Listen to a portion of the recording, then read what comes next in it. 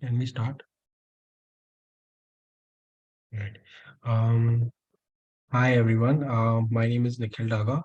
I am a final year law student at Jindal Global Law School. With me is Professor Sahibnoor. He would be sort of showing you the pathway from as to how he was a law student at Jindal and then he became a professor here. So I welcome Professor Sahibnoor on board. Professor, over to you. Much, Nikhil. And my name is Sahibnoor Singh. As of now, I'm an assistant lecturer at the law school. I am also the assistant dean for international collaboration at the law school. So all your semester exchanges, LLM pathways, JD dual degrees, all those things, I sort of am part of the team that looks after it. Now, I thought we will keep this session very, very short because there actually isn't much um, to go. So I think the only thing you really need to move into academia is the willingness to move into academia. I think it's a conscious choice that you have to make at a very early stage, possibly towards the end of your fifth year, and at least before you start your master's. So now the pathway to becoming a professor, so to say, is different for different jurisdictions. For India, for instance, either you have to do an LLM or you have to do a PhD after the LLM. Now, the more you study will determine how high your rank is going to be when you join a particular law school. But if you look at universities abroad, if you look at universities in the US, universities will almost always hire people with a PhD only. Only colleges hire people with an LLM simply because they want to do X number of years of research, having taught and of course a student somewhere. So even though, so say for instance, you get into any Ivy League university for a PhD, after the first year, they will let you start teaching, right? And you collect those number of years of teaching before you get a tenured position. That is very different from how things happen in India. In India, you come with an LLM, and some universities will ask you whether you've done the UGC net or you haven't. It is not always mandatory requirement. A lot of law schools, especially private law schools, are doing away with the need to have the UGC qualification. So that decision has to be made at least before you leave for the LLM. I'll tell you why. It's because LLMs are of different kinds. So when you will open up any university's LLM profile page, you will see LLMs which are either just coursework or which have a thesis component to it. Now, a coursework LLM will help you do 10, 11 courses. You will have you will have uh, some amount of experience of that particular country's law, but you will not be doing research. And so, if you want to then move into academia, it becomes a little difficult because you've not had the chance to do that research. A thesis LLM will generally require somewhere between 30,000 to 50,000 words in a thesis over the course of the year against the supervisor, which means that you will have that at research ethics, you will develop those research ethics, you will develop the habit of reading, through how to summarize, how to analyze documents and articles. Uh, so if you do a research LLM, it is much quicker and easier to get into academia. If you do a coursework LLM, it takes a lot of negotiating and convincing people to let you into academia. Yeah, so Professor, what do you suggest? Like, what are the different types of LLM applications? And usually there's a debate that should you do your LLM immediately after you sort of graduate from law school, or should you just work for 2 3 years and then do an LLM? Like, what are the pros and cons of doing so? Okay, so This is again a conscious decision. If you know already that you want to get into academia, you would rather get into an LLM and follow it up with either some teaching experience or a PhD, and then move into a tenured. A tenured position essentially means that you are a full-time permanent employee of the university, and it's usually compared to a contractual position where universities will hire you just for the semester or for the year, right? If you want a permanent tenured track position, the way to go about it is you get an LLM, you do some teaching, you get a PhD, you get that particular tenured position. If you are not sure, if let's say today sitting in the final year of the law school, Nikhil is not sure of how he wants to go about it. He thinks he might eventually get into academia, but he doesn't know how to go about it. He doesn't know how to apply for scholarships. He doesn't know how to apply for internships. He doesn't know how to apply for fellowships. Okay. We lost you for Nikhil, a I think I while. just lost your voice. Yeah, we Acha, lost you okay. for a while. Yeah. Okay, okay, sorry. So let's say, for instance, you want to touch academia after a few years, it's in the back of your head. That is not a very bad option, simply because there are a lot of professors, a lot of universities who have actually never done a PhD. They just come to the teaching podium having just simply 10, 15 years of work experience under their belt. So when I was at the University of Toronto, my professor criminal procedure were not able with the LLM. They just had a JD and 20 years of work experience, and they were hired. So it's not the end of the world in terms of if you have academia in the back of your mind, and you would eventually, possibly in the future, want to explore it. Now, the problem, slight problem, is that you can transition very easily from corporate into academia, but the other way around is not as simple and as easy. So let's say if you have 5 years of experience in the corporate sector or 10, that will make an impact on how highly you are hired at university.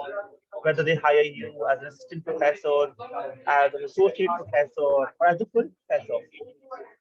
Right? But on the other hand, if you after a few years want to switch from academia into corporate, you will have to go in as A0. Um, there is no way that you can become a partner directly. There are very few examples that I can think of where people who were purely academicians eventually entered the corporate sector. These examples I can think of are in the field of arbitration, and that too in the UK, and I think a couple of people I know in Singapore, who were merely academicians who were writing efficiently through the years, and firms just hired them to be the in-house uh, thinking mind, let's say, right? So I think the only pro and the con is that transition is simpler from academia, sorry, from corporate to academia, but not the other way around. So, like, just in case, like, if you don't wish to join corporate and then like just teach for a few years and then step into litigation for that matter.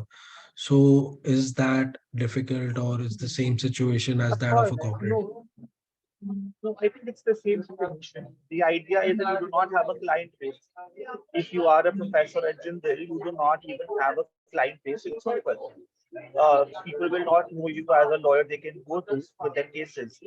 So litigation is going to be even more difficult because you're going to be older and you will not have a client base to get cases from on a regular basis. So I think picking academia at a very early age is only a good option for people who know they want to stick with it through the entirety of their lives. There are, of course, examples where people become subject matter experts. So, for instance, if you look at the arbitral tribunal in the ICC or as the IA, that's the Court of International Arbitration, you will see a lot of professors who are appointed to the tribunal. But that happens 20, 25 years down the line. It's not a very, very quick um, pathway. So I think if you want to directly get into academia as soon as you're out of law school, only do it if you are 100% sure about seeing it through. If you have any doubt, I would firstly suggest that you take a few years, work in the corporate or the litigation field, whatever interests you the most, and then see if that field is actually for you or not. Because moving into academia, as I said, is a little easier from these fields. Because, say, for instance, there's a person who is litigating for 5 years. That person might not have been able to even make ends meet in litigation, but the fact that they have in the 5 years of having understood and worked with the civil procedure, the criminal procedure, in fact, so that experience becomes very, very valuable to a university which wants to hire professors for individual subjects, right? So that's always a good option to try it out for a while before jumping into academia because you can't get out of it, honestly. The only way out of it is you restart from scratch whatever other field you intend to go on. But I think that also depends on. I think this is where your jurisdiction of education becomes important. I think this is where you need to be very, very present in the sense that you need to understand all the pros and cons of picking a country to do an LLM at. It's not as easy as well, Miami's funded, the University of Miami. It is, but you cannot live in Miami, right? For instance, if you say that, oh, New York is fun for to NYU, great, because you can actually think of giving the New York bar and practicing law there. There's nothing. If you do not feel like practicing law after a while, you can already switch to the PhD there. So thinking about places where you actually have a shot at making it in the first preferred field, be it academia or litigation or corporate, is very important. I have a few colleagues who went to their masters in Spain. There was no way they could have stayed there and practice corporate law there because the language is a very big barrier. Similarly, people in Canada, when I did my master's from, there are only, I think there are less than 20 law schools in the whole country, and therefore the pool of applicants to become a professor is very competitive, right? And therefore they only hire people with a PhD. They will never hire an LLM graduate to start teaching at a law school in Canada.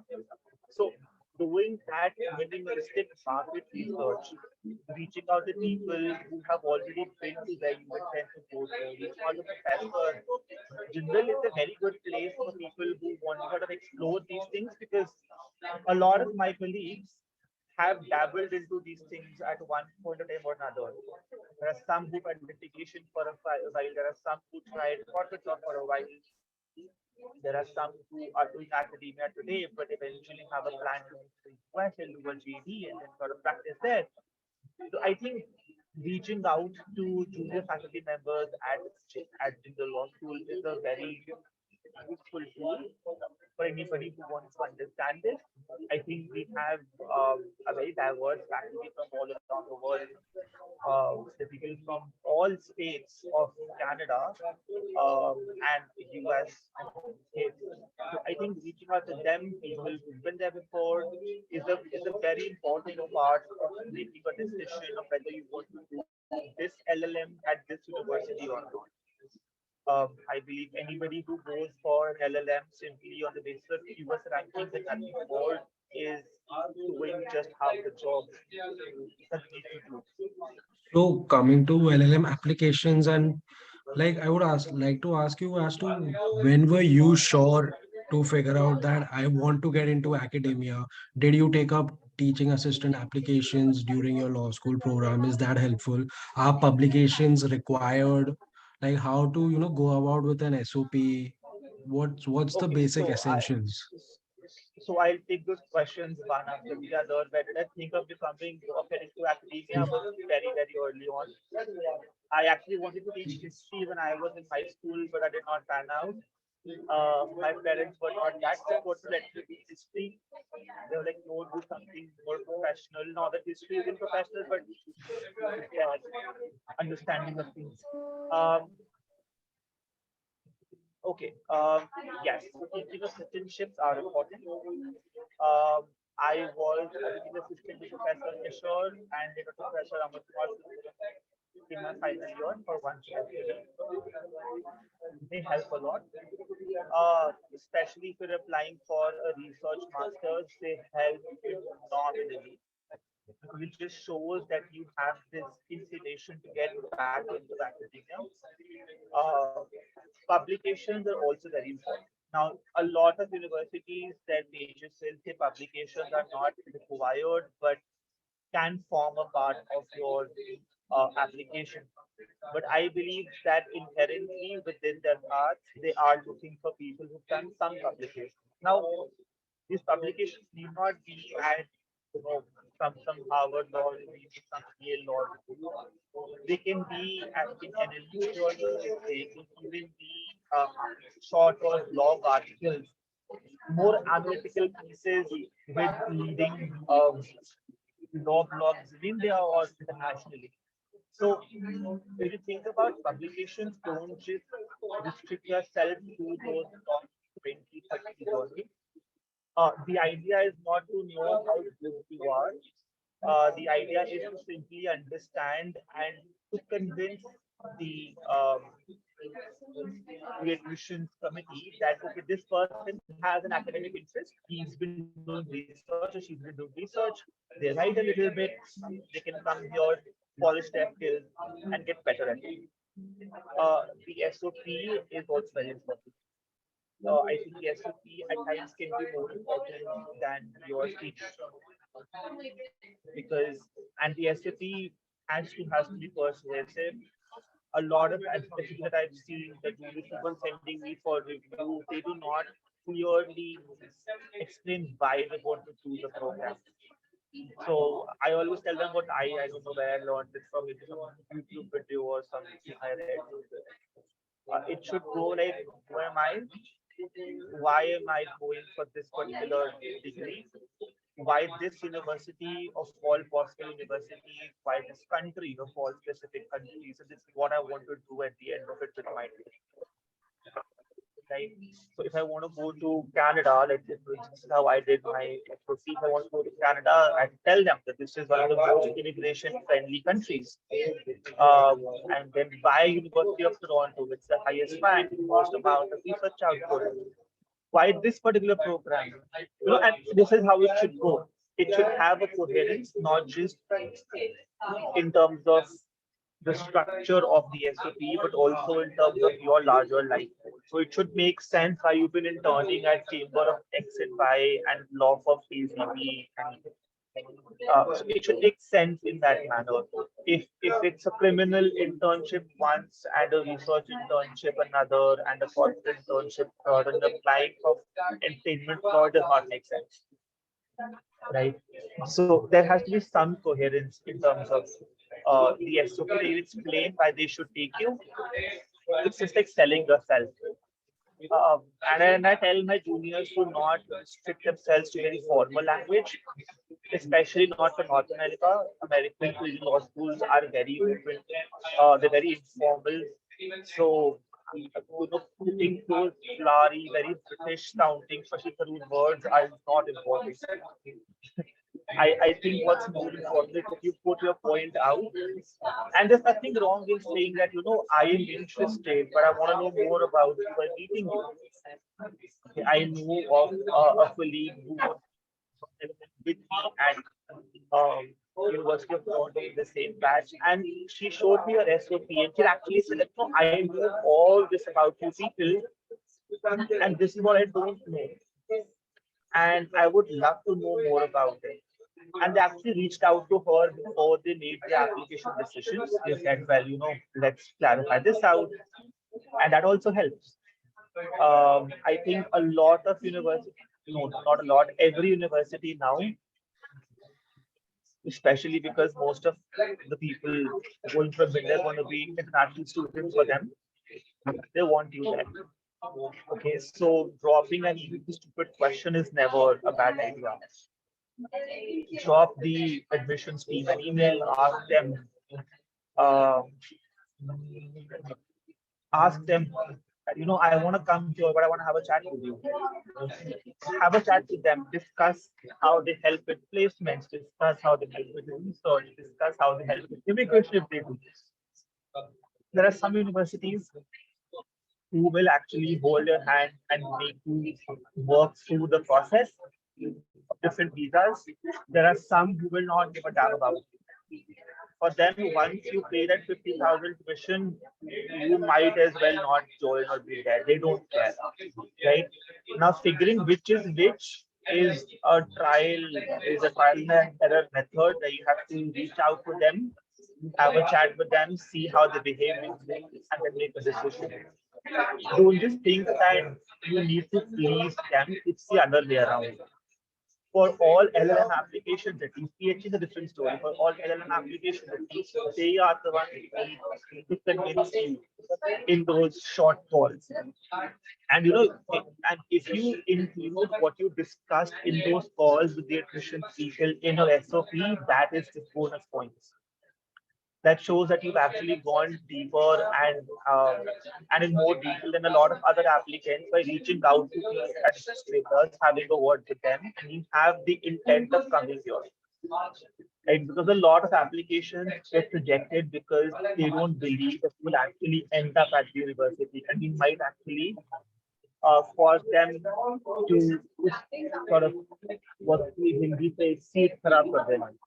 No, they will give you an offer letter. You will eventually say no, and they would have missed a seat on their LM batch. So Okay.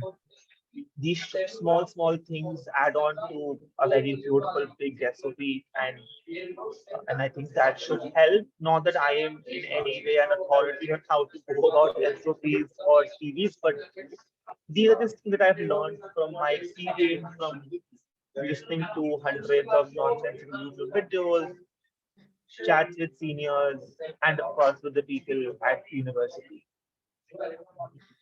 Okay, I will just, thanks for that detailed explanation. I was just, sort of wondering that like Jindal has a lot of semester exchanges programs abroad. So I had personally gone on a semester exchange program and completing 5 months of one semester, they had enrolled me in the LLM batch.